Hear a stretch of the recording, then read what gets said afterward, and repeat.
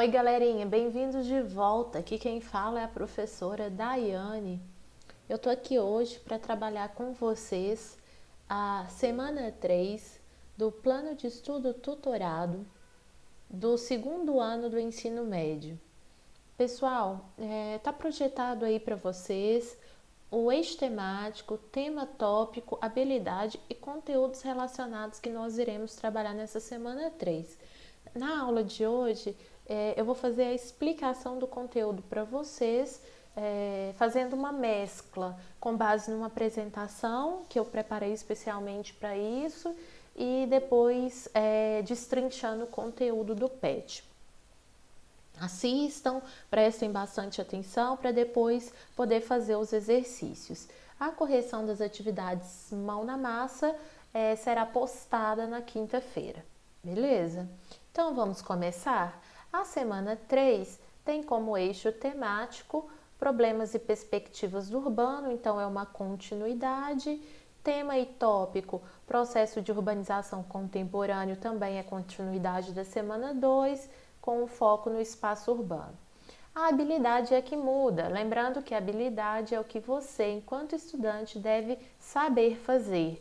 Então, você deve saber analisar as situações que explicam a distribuição, localização e frequência das atividades que evidenciam uma vida 24 horas, tais como serviços de saúde, deliveries, hipermercados. Conteúdos relacionados, metropolização, espaço urbano, prestação de serviços, espaços públicos e área de lazer. Pessoal, entre todos esses conteúdos relacionados, eu destaco para vocês metropolização. É isso que o PET vai trabalhar de uma forma mais pormenorizada, beleza? Lembrando que a apresentação que eu montei para vocês transcende, ou seja, vai além do que o PET propõe, beleza? Então vamos lá, gente. O título que eu dei para minha aula é Expansão Espacial das Cidades, para a gente poder relembrar a semana 1 e a semana 2. Então, a urbanização nada mais é do que o processo de crescimento e expansão das cidades. Então, não se esqueçam disso. Quando a gente falou lá na semana 1 e na semana 2 sobre urbanização, a gente estava falando que era o crescimento da população que vive nas áreas urbanas, superando o crescimento da população que vive nas áreas rurais. Beleza? Nós temos aqui também um outro item muito importante. Me perdoem, peraí que a gente está passando rápido demais. Deixa eu voltar. Isso. Urbanização, crescimento e expansão de algumas cidades. Então, o segundo tópico importante da aula de hoje.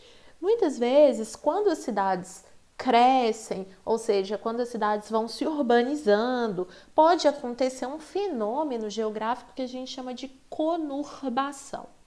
A conurbação é resultante do crescimento horizontal de duas cidades, ou seja, é o crescimento entre bairros vão se expandindo, novas casas, ruas vão sendo construídas, né? Então é resultante do crescimento horizontal de duas ou mais cidades, não precisa ser apenas duas, aqui é só um exemplo, tá? De duas ou mais cidades que acabam se unindo e formando uma densa área urbanizada contínua. Então aqui a gente tem um esqueminha para vocês entenderem. Então aqui o círculo cidade A, área urbana, cresce e acaba se fundindo ao círculo área urbana da cidade B.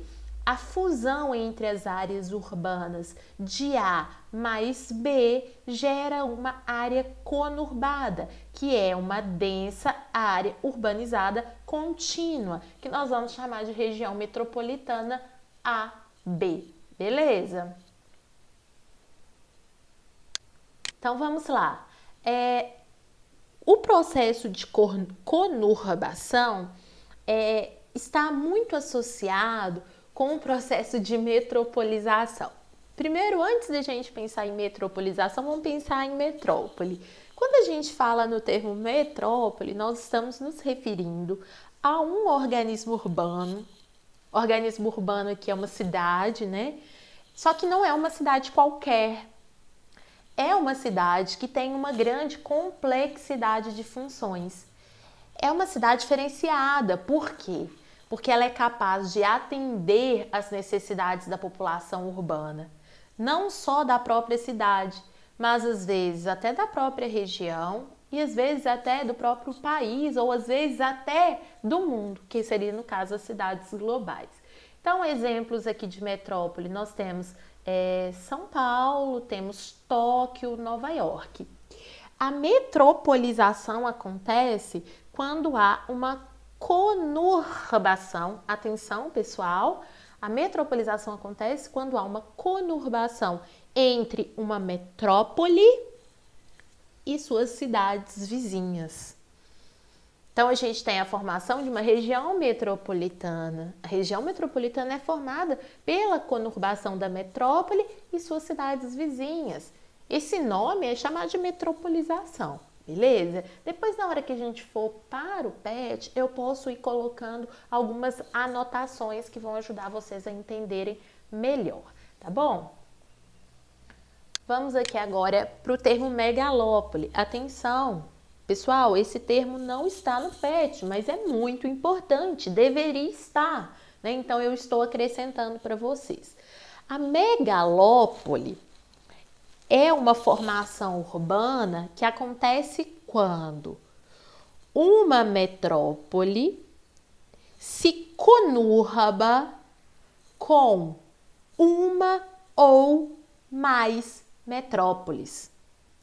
Então, por exemplo, você tem aqui a metrópole A, que é uma densa área urbanizada, que vai se fundir com a metrópole B, que é uma outra área densamente urbanizada. A conurbação entre metrópole A e B tem como resultado aquilo que a gente chama de megalópole AB. Aqui eu coloquei 2 metrópoles, mas poderiam ser 3, 4, 5 ou mais. Tá, ok? Vamos para exemplos. Aqui nós temos um mapa que projeta a formação de uma megalópole americana. Essa megalópole americana recebe o nome de Boswash. Por que ela recebe esse nome? Porque ela inclui, acompanha comigo o mouse, ela inclui uma gigantesca área urbanizada contínua que vai de Boston, nos Estados Unidos, a Washington, também nos Estados Unidos. Então, essa linha roxa representa o limite da megalópole. Como que essa megalópole Boswash teria se formado? A partir da conurbação entre metrópoles. Cada círculo vermelho aqui representa uma metrópole. Então, Boston, Providence, Long Island, Filadélfia, Nova York, Baltimore, Washington. Então, cada metrópole aqui foi se conurbando, foi se fundindo à região vizinha, formando, portanto, uma densa área urbanizada contínua, uma gigantesca área urbanizada contínua, que é a megalópole Boswash. Existe aquela dúvida, né? O Brasil tem megalópole, não tem megalópole? Alguns autores dizem que sim, outros que não.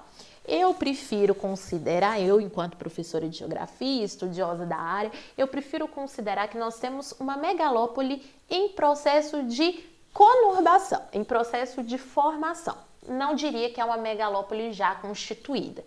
Essa megalópole, em processo de constituição, no meu modo de entender, ela abrange 2 áreas metropolitanas, a de São Paulo e a do Rio de Janeiro.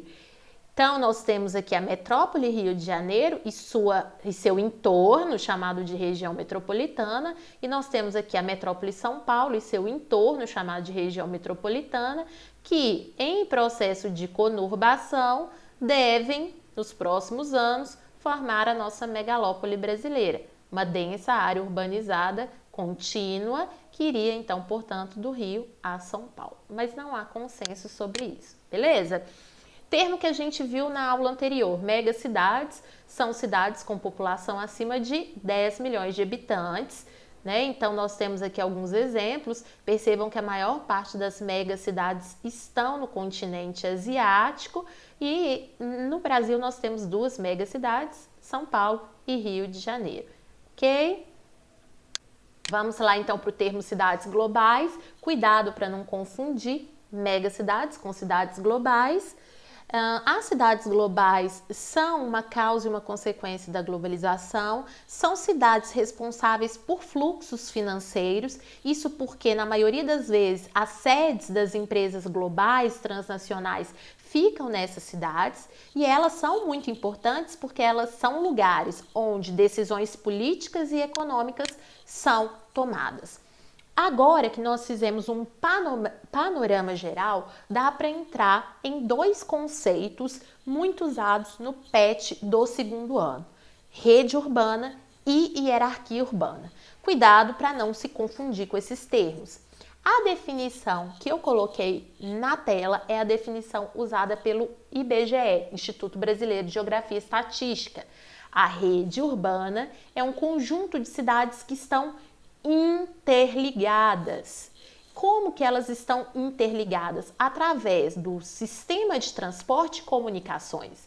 Quando a gente fala de um sistema de transporte, ele inclui rodovia, ferrovia, as aerovias, hidrovias, portos, aeroportos, ou seja, todo um conjunto de infraestruturas que permitem a locomoção. Então, as cidades não estão isoladas, as cidades estão interligadas. Em países desenvolvidos, a rede urbana é mais qualificada do que em países subdesenvolvidos. Dentro da rede urbana, atenção pessoal, porque são conceitos diferentes, mas se complementam. Dentro da rede urbana, nós temos um conjunto de cidades, ok?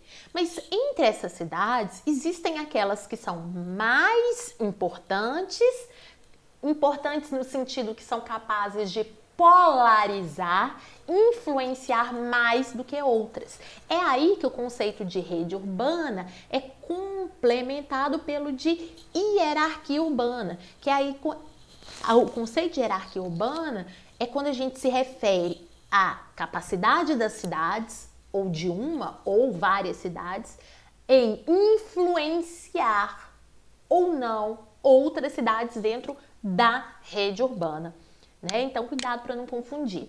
Esse slide sintetiza o estudo produzido pelo IBGE que apresenta a hierarquia urbana do nosso país. Isso também não está no PET, é complemento especialmente para vocês.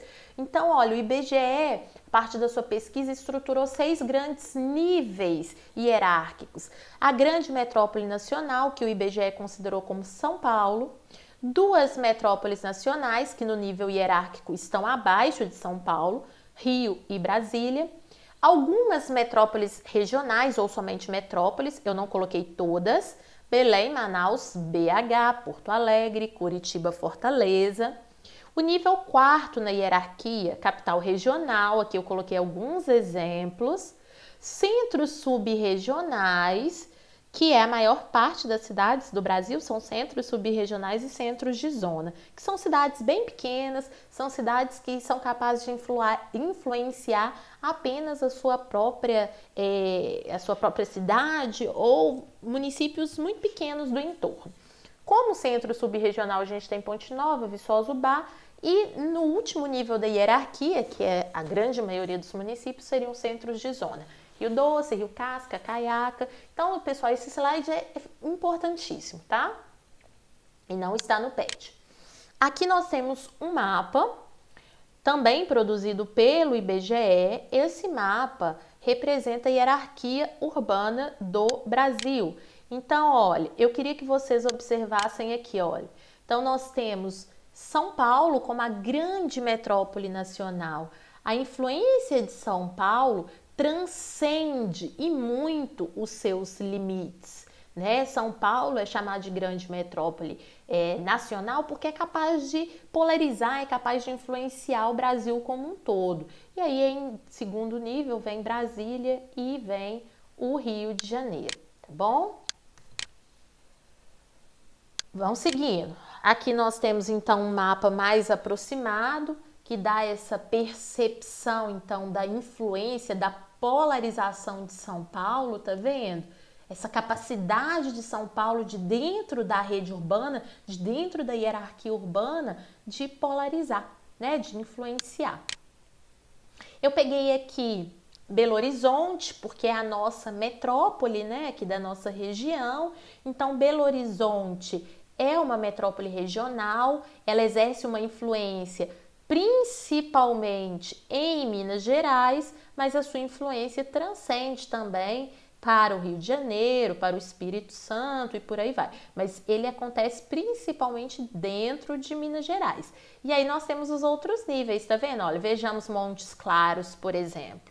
Montes Claros, essas setas que saem de Montes Claros é para dar a impressão para o estudante, é para mostrar para vocês a capacidade que ela tem de influenciar. Nós temos aqui o nosso município, Ponte Nova, que está diretamente interligado à capital, olha, está diretamente interligado a Belo Horizonte, mas a nossa capacidade de polarizar não é a mesma de Montes Claros, não é a mesma de Teófilo Otoni, Governador Valadares. Nós estamos num nível menor, né, na hierarquia urbana da nossa região aqui. Quando a gente usa o termo regiões metropolitanas, a gente está se referindo a grandes conglomerados urbanos que foram reconhecidos pelo governo. Beleza, isso é muito importante. Para ser considerada de fato uma região metropolitana, é preciso que elas sejam instituídas por meio de uma legislação. E quem é responsável por essa legislação? Os governos estaduais. Então, quando eu falo da região metropolitana de Belo Horizonte, significa que oficialmente essa região metropolitana foi instituída por uma legislação estadual, beleza? Senão eu não poderia usar o termo região metropolitana. Esse mapa, também produzido pelo IBGE, representa as regiões metropolitanas oficiais, né? Então, em laranja, nós temos regiões metropolitanas. Vejam que nós temos aqui em amarelo a aglomeração urbana, que é diferente. Na aglomeração urbana, você pode ter uma conurbação em processo, você pode ter uma grande quantidade de pessoas vivendo em áreas urbanas, mas isso não significa que ela foi instituída pelo governo. Se ela não foi instituída como lei, ela é basicamente uma aglomeração urbana. Agora, a partir do momento que nós temos uma aglomeração urbana reconhecida por meio de uma legislação, ela se torna, portanto, uma região metropolitana, tá? Espero que vocês tenham entendido. Então, essa é a apresentação de slides que eu elaborei especialmente para vocês. Agora eu quero que vocês continuem comigo para acompanhar o PET. Eu vou lá no PET para mostrar os pontos principais para vocês. Acompanhem comigo. Pessoal, estamos de volta aqui então ao PET, página 73, para quem está acompanhando aí. Então, nós vamos analisar aqui o PET. Então, beleza. Vamos ver qual que é a definição de metropolização que o PET traz pra gente. O que for necessário complementar, eu vou complementar. Vocês façam mesmo no caderno de vocês. Então, ocorre quando há uma concentração do crescimento populacional em algumas poucas cidades. Essas cidades passam a ser chamadas de metrópoles, né? Então, uma coisa importante que eu vou adicional, quero que vocês adicionem também, que é aquela informação que eu expliquei na apresentação. A metropolização, ela acontece quando nós temos uma metrópole que cresce e se funde às cidades do entorno. Lembrando que a metrópole é aquela que tem maior infraestrutura e serviços para atender os cidadãos. Beleza? Então, vamos lá, anotem comigo. A metropolização é fruto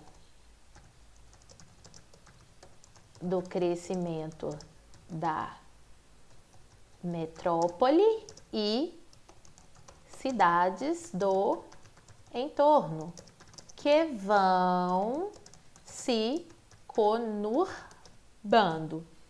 Certo? Vou colocar aqui, metrópole. Então, organismo urbano capaz de oferecer mais infraestrutura e serviços à população. Pessoal, então essa informação é super importante e complementa o PET. Estava na aula, está na aula, mas complementa o PET. Beleza? Então vamos lá, olha.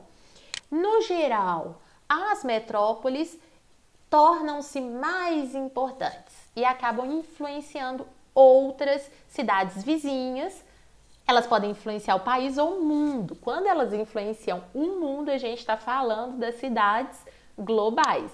Não se esqueça disso, tá? Então, ó, quando a gente fala do mundo, a gente está se referindo às cidades globais. Prestem atenção a isso, beleza?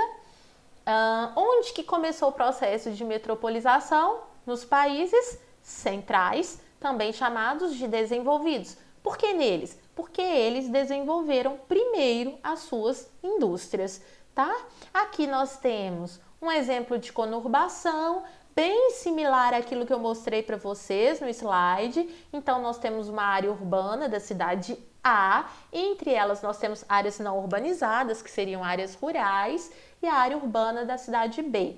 Quando acontece o crescimento urbano, a conurbação, a área urbana da cidade A e B se fundem.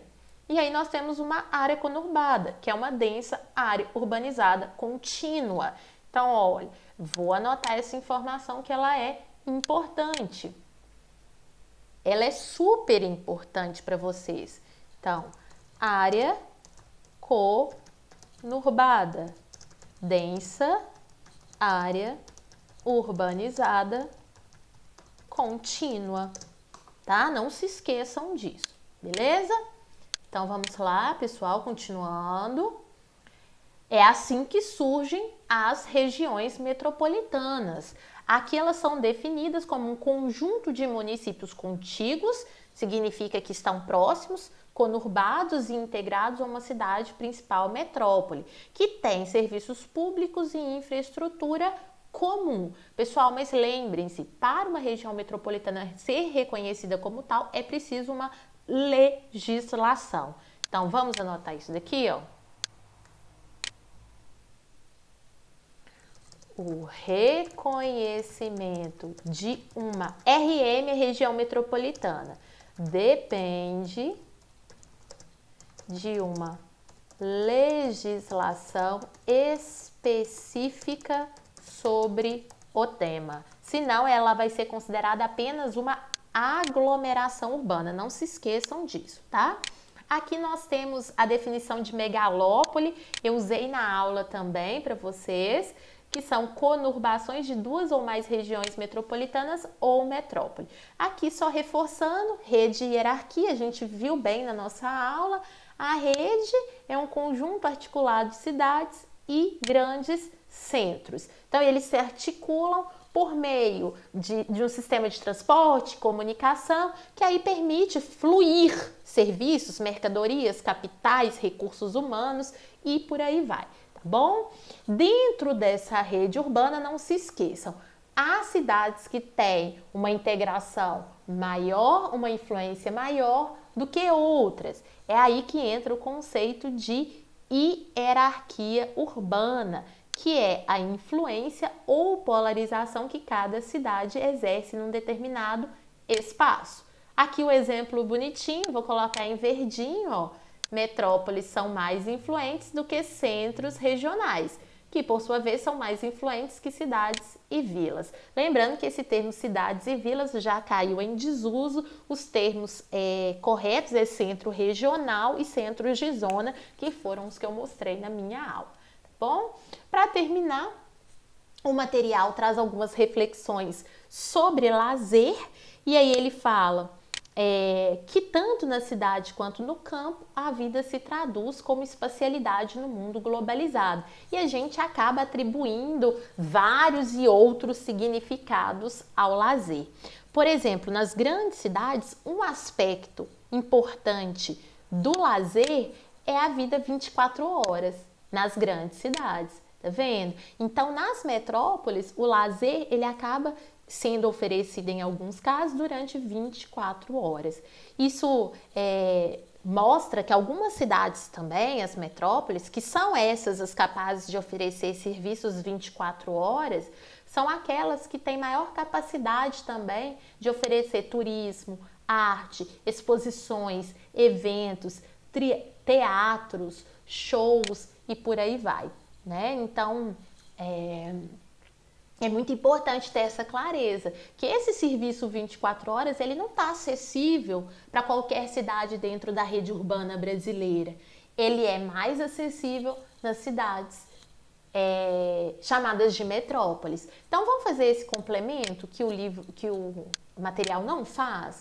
Então, olha, os serviços 24 horas estão mais acessíveis e disponíveis. Tem casos em que eles não estão nem disponíveis, né? Estão mais acessíveis e disponíveis nas metrópoles, o que demonstra uma grande desigualdade na rede urbana brasileira.